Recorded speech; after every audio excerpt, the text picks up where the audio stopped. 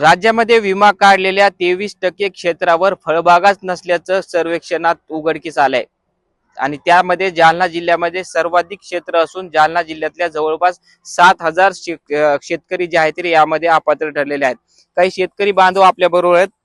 दादा मला सांगा की राज्यामध्ये फळपीक विमा काढल्याचे प्रकरण जे आहे ते उघडकीस आलेलं आहे। याच्यामध्ये महाघोटाळा झालेला आहे। जवळपास जालना जिल्ह्यामध्ये 7,000 पेक्षा बोगस शेतकऱ्यांनी विमा काढलाय। हा पीक विम्याचा महाघोटाळा दरवर्षीच होतोय, परंतु या वर्षी ज्या शासकीय अधिकाऱ्यांनी आणि विमा कंपनीने यांनी मिलीभगत करून हे सर्व खापर शेतकऱ्याच्या माथी फोडण्याचं काम सध्या सुरू केलेलं आहे। ज्या शेतकऱ्यांनी क्षेत्र फळबाग नसताना विमा भरलाय ते अपात्र ठरले, त्याच्यात आम्हाला काही बोलायचं नाही, परंतु ज्यांनी विमा भरलेला आहे ज्यांच्याकडे फळबाग आहेत तशा लोकांच्या सुद्धा अपात्रतेमध्ये नाव आलेले आहेत। त्यांच्या सुद्धा अपात्र म्हणून त्यांना घोषित केलेलं आहे आणि त्यांच्या विमा भरणा जप्त करण्यात आलेला आहे। फक्त विमा भरणा जप्त पुरताच विषय नाही, तर शासनाच्या सबसिडीचा डल्ला मारण्याचं काम सुद्धा ही विमा कंपनी आणि शासकीय अधिकारी मिळून करतायत। त्यामुळे या सर्व अधिकाऱ्यांची सुद्धा सखोल चौकशी झाली पाहिजे। जसे शेतकऱ्यांच्या शेतात जाऊन तुम्ही फळबागेची पाहणी केली तशी या अधिकाऱ्याची सुद्धा सखोल चौकशी, विशेष चौकशी झाली पाहिजे, अशी स्वाभिमानीच्या वतीने आम्ही मागणी करतोय। आपण जर बघितलं तर सॅटेलाइट इमेजच्या द्वारे हे जे क्षेत्र आहे त्याच्यामध्ये बोगस ठरलेलं आहे। जवळपास 23% क्षेत्र आहे। जालना जिल्ह्यामध्ये जवळपास 7,000 पेक्षा जास्त शेतकरी आहेत ना, कोण नाही म्हणतं असं म्हणता येत नाही आपल्याला, किंवा ते आहेत पण हे भरून घेतात ना, मग भरून घेतात त्यांनी त्याचा विचार अगोदर करायला पाहिजे ना, त्या गोष्टीचा विचार त्यांनी करायला पाहिजे व काय चाललंय। आणि जे भरून घेतात पुन्हा दुसरी गोष्ट शेतकऱ्याला विचारतात काय की तुम्ही हे करा काय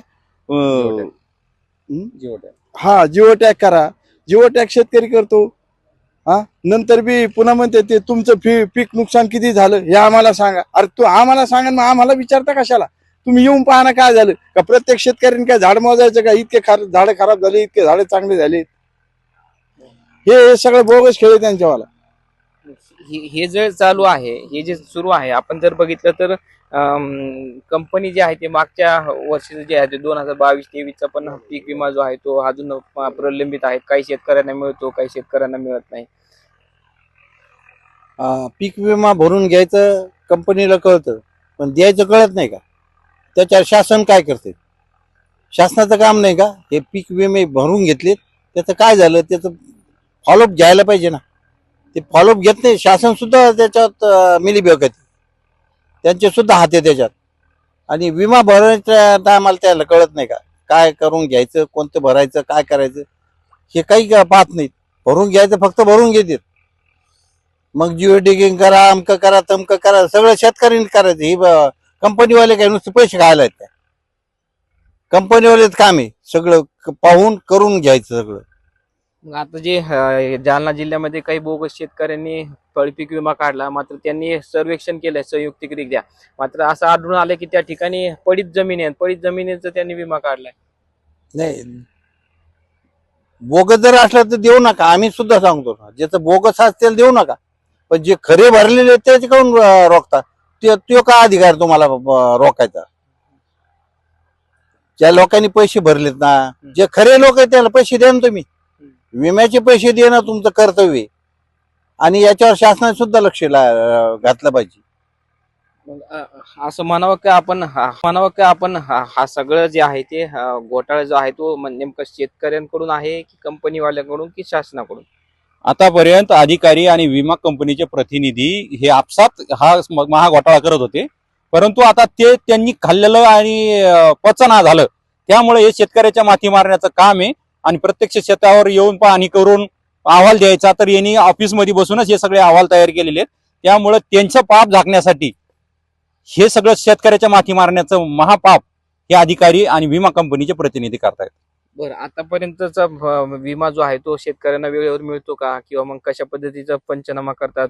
विमा कंपनीवाले नुकसान झालं येतात का? काय वाटतं तुम्हाला?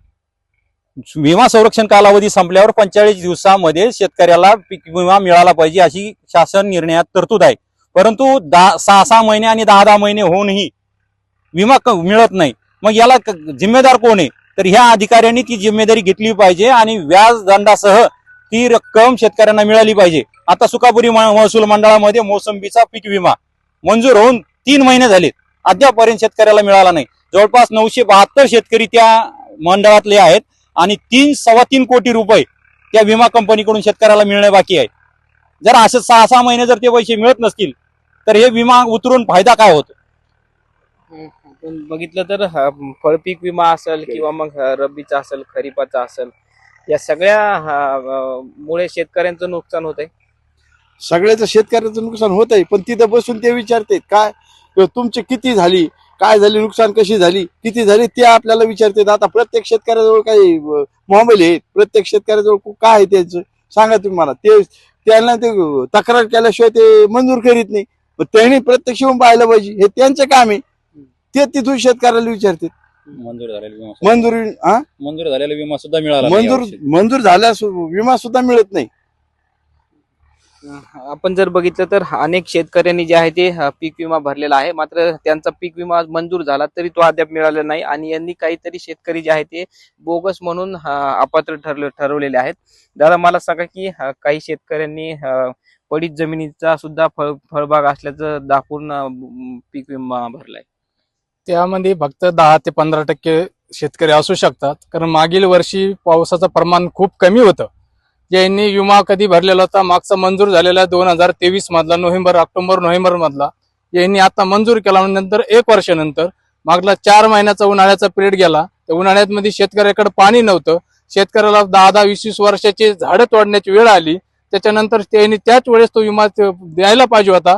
कधी मधल्या काळामध्ये जो पाणी नव्हतं किंवा मधल्या काळामध्ये जो मंजुरीला आला होता त्या मागच्या सॅटेलाइट नुसारच जी मंजुरी आता देण्यात आलेली, मग त्यावेळेस विमा दिला असता तर सर्व शेतकरी पात्र राहिले असते. फक्त ते 10 ते 15% सोडता बाकी सर्व शेतकऱ्यांना विमा मिळाला असता. राहिला प्रश्न तो अपात्रतेचा.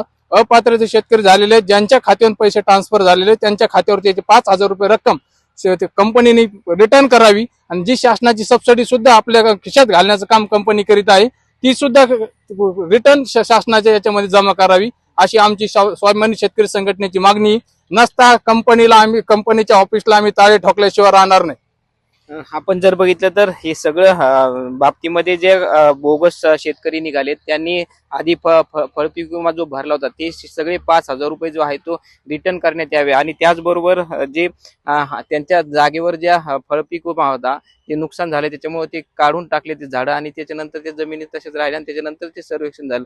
त्याच्यामुळे ते सगळे शेतकऱ्यांचे अपात्र ठरलेल्यांचे सुद्धा पैसे जे आहेत ते परत करण्यात यावे अशा पद्धतीची मागणी जी आहे त्या सगळ्या शेतकऱ्यांनी केलेली आहे.